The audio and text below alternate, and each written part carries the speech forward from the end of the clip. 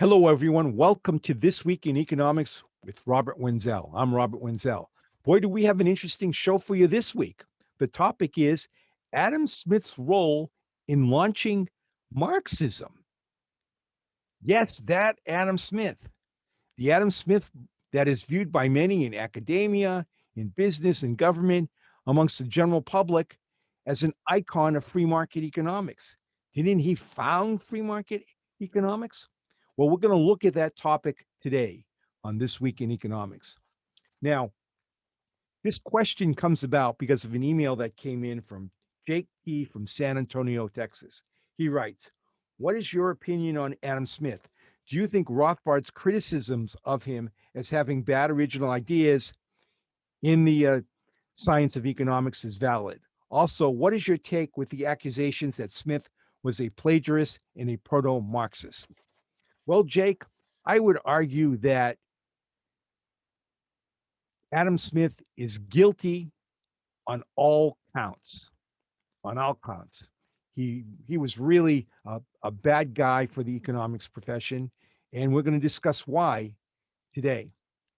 Now, the first thing I want to bring up is Jake, when he talks about Rothbard, he's talking about the economist Murray Rothbard, who was a great economist, wrote across the spectrum with regard to economic topics. And he also wrote a two-volume history of economics. Uh, in volume one, he talks about Adam Smith. Now, when we get to the plagiarist point, let's delve right in here as we get to the plagiarist point to what Murray Rothbard had to say. Now, I also should note that Rothbard doesn't, in his volume one, he doesn't get to Adam Smith until page 435. That's how much economics that Rothbard thinks existed before Adam Smith even comes on the scene. So it's highly questionable to consider uh, Adam Smith in any kind of way the founder of economics. Rothbard touches on the Greeks, touches on Christian Middle Age scholars. The Spanish scholastics are a big influence in economics. Um, there was the physiocrats. There was Richard Cantillon, who was a major player. There was Turgot. I mean, all this came before Adam Smith. So let's see what Rothbard has to say about Adam Smith as a plagiarist. As we have already seen, Smith was scarcely the founder of economic science, a science which existed since the medieval scholastics and in its modern form since Richard Cantillon. But what the German economists used to call in a narrower connection, das Adam Smith problem, is much more severe than that. For the problem is not that simply that Smith was not the founder of economics. The problem is that he originated nothing that was true, and that whatever he originated was wrong. And that even in an age that had fewer citations of footnotes than our own, Adam Smith was a shameless plagiarist, acknowledging little or nothing and stealing large chunks, for example, from Cantillon. Far worse was Smith's complete failure to cite or acknowledge his beloved mentor, Francis Hutchinson, from whom he derived most of his ideas, as well as his organization of economic and moral philosophy.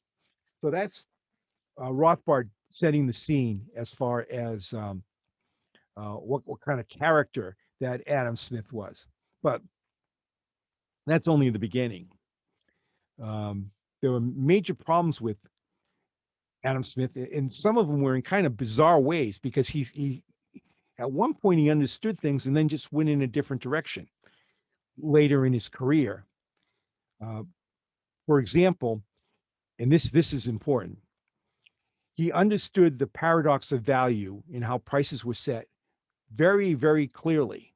Now, the paradox of value is the problem that economists faced with regard to why, say, diamonds were priced higher than bread, given that bread is needed to survive and that diamonds are just a luxury good. If you what economists how economists solve this was to explain that, well, it's not only the demand for a product, but it's how much of a product exists. If a product is very scarce, such as diamonds, and there is demand for the product, then the price could be very high. On the other hand, a product that in some sense is more quote unquote important uh, can be much lower if there's plenty of supply. And we certainly have plenty of supply of bread um, throughout the world. So the price of bread is much lower relative to the price of diamonds, and that's called um, the solving of that problem is it's the problem was called the paradox of value. And we know from Adam Smith's lectures that he understood this. He talked about price theory. He knew the basics of price theory. But then when he went on in uh, in his later work, the his significant work, the Wealth of Nations, he ignored this completely. He took on uh, a kind of bizarre kind of labor theory. And yes, Adam Smith did influence Karl Marx. Karl Marx was born and grew up in Germany, and he was writing for a newspaper there when the censorship in uh, Germany was getting very, very heavy. So what he did was he decided he had to leave, and he first moved to Paris. Now, when he was in Paris, that's when he started studying the classical economists of the day: Adam Smith, David Ricardo, Jean-Baptiste Say. And we know this because he kept copious notes of everything he read. He kept notes in detail of everything he saw in these books. And these notes are now referred to as the Paris manuscripts. Now, this did not come out until 50 years after Karl Marx died. So these are out now, but they weren't at the time. So we can see that he did read Adam Smith. Now, also, I want to reference volume 3 of Das Kapital. There are 26 references to Adam Smith in Das Kapital. So there's no question that Adam Smith had an influence on Karl Marx. As a matter of fact, chapter 46 of Das Kapital, volume 3, starts with a reference to Adam Smith. And it's really at a key point when Marx is talking about labor theory in his book The Wealth of Nations. And what Marx writes is, as far as land for building is concerned, Adam Smith has discussed how the basis of it rent and with all non-agricultural land is governed by agricultural rent proper. Book 1, chapter 11, 2 and 3 from The Wealth of Nations as quoted by Karl Marx in Das Kapital. So what really went on? Well, after getting off to a good start in his lectures, understanding how prices were formed, Adam Smith in The Wealth of Nations just goes in a completely different direction with regard to how prices are formed. His focus was intensely on labor, on the division of labor, and then he really did not discuss capital. He did not discuss entrepreneurship. He his focus was there. As a matter of fact, Joseph A. Schumpeter, a very important 20th century economist, was actually president of the American Economic Association at one point. Writes with regard to Adam Smith and um, the division of labor in his important book, History of Economic Analysis. Schumpeter writes, nobody either before or after A. Smith ever thought of putting such a burden upon division of labor. With A. Smith, it is practically the only factor in economic process. So in economic progress. So that's Schumpeter is very accurate there. Smith sort of ignored the role of capital in creating economic process. really hardly considered the entrepreneur. It was all about for him labor, and that got him into a mess. And that's the stuff that Karl Marx followed. Now, um, what uh, is better, let me, I'm going to go now, I think, to another quote from Murray Rothbard in the his economic history, to which will reference exactly how bizarre Adam Smith's thinking was on labor. Now, first of all, with regard to the division of labor, this is kind of amazing, and this is Rothbard now. Smith took the egalitarian environmentalist position, still dominant today in neoclassical economics, that all laborers are equal, and therefore the differences between them can only be the result rather than a cause of the system of the division of labor. Okay, so what Adam Smith is saying, you put anybody in the same environment and you're going to come out with the same thing. It's not a case where someone has specific talents and therefore, uh, when it comes to division of labor, they're focused in one area as opposed to another. Adam Smith has this egalitarian view. And Rothbard goes on. But if Smith had an undue appreciation of the importance of the division of labor, he paradoxically sold great problems for the future by introducing the chronic modern sociological complaint about specialization that was picked up by Karl Marx and has been advanced to a high art by social gripers about alienation.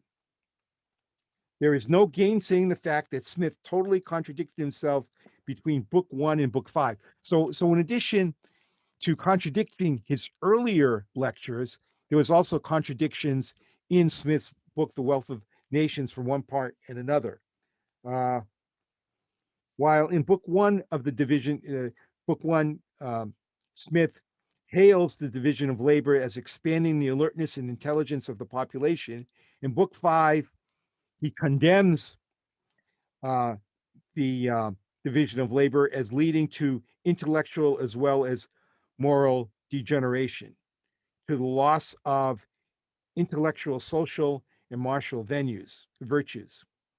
There is no way that this contradiction can be plausibly reconciled. So again, you can see how Adam Smith, with his view of the division of labor, and uh, can result in the Marxian view of alienation. It's not that people have different qualities which lead them to a specific division of labor and into a particular part of labor, but it's merely where they end up. So a lot of people become alienated with their own self with regard to their creative uh, part of them, and and uh, and that type of thing. So that's problem one with Smith. But it gets worse. Smith moves from the correct supply and demand view on prices to a cost of production view. Now, the cost of production view is the perspective that prices are determined by the cost of production. It's really the opposite way around. What happens is if you have goods and prices are determined on the free market, then the prices of production will be determined from there. Production products do not have value unless there's consumer demand for whatever the production pumps out. Smith, by the time he's at Wealth of Nations, rejects that. His idea is that there's a cost of production, uh, which determines prices, and it gets crazier. And let's go back to Rothbard again because this stuff is good. Um,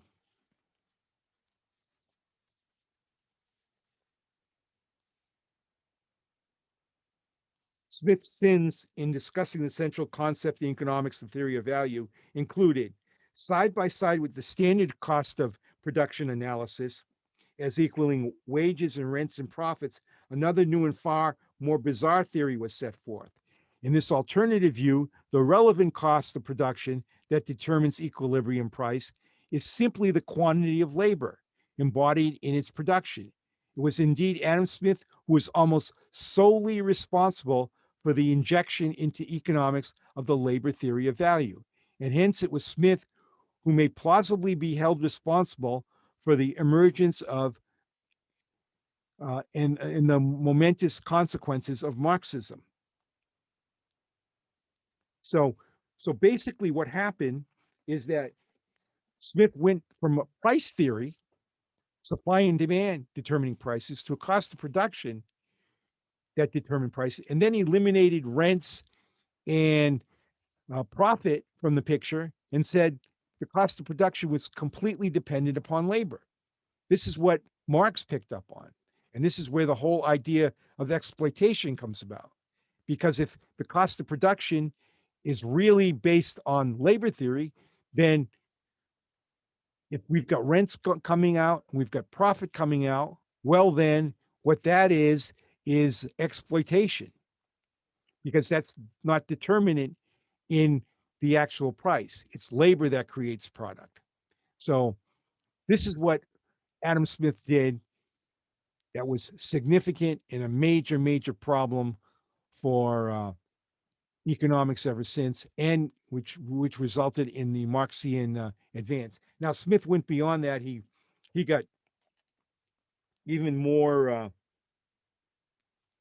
bizarre. He not only adopted this labor theory of value as far as determining prices, but he went on and he adopted something called the labor command theory. So his Rothbard on that. Adam Smith, in addition, muddied the waters still further by putting forward side by side with the labor cost theory of value the very different labor command theory. The labor command theory states that the value of a good is determined not by the quantity of labor units contained in it, the labor theory of value, but the amount of labor that can be purchased by the good. Thus, the value of any commodity to the person who possesses it is equal to the quantity of labor which it enables him to purchase or command. So that's a contradiction. There is no question. That's a contradiction between the two types of labor. You really can't have that um, existing both at the same time. You're either both theories are wrong, but on top of that, there's a problem there. And Paul Douglas, Rothbard quotes Paul Douglas, properly and with rare insight noted that Marx was, in this matter, simply a Smithian Ricardian trying to work out the theory of his masters. Again, the masters being Adam Smith and also Ricardo. Marx had been berated by two generations of orthodox This is Rothbard quoting Paul Douglas. Marx had been berated by two generations of orthodox economists for his value theory. The most charitable of the critics have called him a fool, and the most severe have called him a knave for what they deem to be a transparent contradictions of his theories. Curiously enough, these very critics generally commend Ricardo and Adam Smith very highly. Yet the sober facts are that Marx saw more clearly than any English economist the difference between the labor cost and the labor command theories, and tried more earnestly than anyone else to solve the contradictions which the adoption of labor cost theory inevitably entailed. He failed, of course, but with him, Ricardo and Smith failed as well. The failure was a failure not of one man, but of a philosophy of value, and the roots of the ultimate contradiction made manifest in the third volume of Das Kapital lie embedded in the first volume of Wealth of Nations. And then Rothbard concludes, Adam Smith also gave hostage to the later emergence of socialism by his repeatedly stated view that rent and profit are deductions from the produce of labor. In the primitive world, he opined, the whole produce of labor belongs to the laborer. Um, Smith's labor theory of value basically introduced the Marxian concept of exploitation. Without that theory, Marx would have never got to his exploitation theory. Um, he he left out landowners, he left out capital, which is of course very important, and he also left out entrepreneurship. So we basically have a situation where Adam Smith put everything on labor, And because of this, Karl Marx, in absorbing the wealth of nations, got put on a real bad track by Adam Smith. Yes, Adam Smith was a plagiarist. Yes, none of his ideas were original other than the bad ones. And yes, this is why Adam Smith played an important role in launching Marxism. Thanks for listening. Next time you're debating with your socialist friends, throw this at them. Let them know how Marxism is based on bad ideas of Adam Smith with regard to labor theory of value that ignore basic price theory, basic supply and demand. If supply and demand is understood as the theory behind why prices are formed rather than labor theory of value, it destroys Adam Smith's thinking on the labor theory of value and also destroys Marx because Marx is based on the idea that landowners, capitalists, and entrepreneurs are exploiting labor. If you understand that prices are determined by supply and demand, and that in addition, products are created not only by laborers, but by all products are created on land, and that um, capital is required in almost all cases to produce any significant amount of product. And then, of course, you've got the entrepreneur who puts it all together. And all of that is ignored by Adam Smith. That's why Marx went off on such a bad tangent. It was an important role played by Adam Smith. Not good. Thanks again for listening. Be sure to check out my website, economicpolicyjournal.com, where I write about economics every day, Monday through Friday, and then on Saturday and Sunday also. I'm always putting new posts up with regard to policy and what's going on in the world of economics and economic personalities and whatnot. So check that out. That's economicpolicyjournal.com. Thanks for listening. We'll talk to you next week.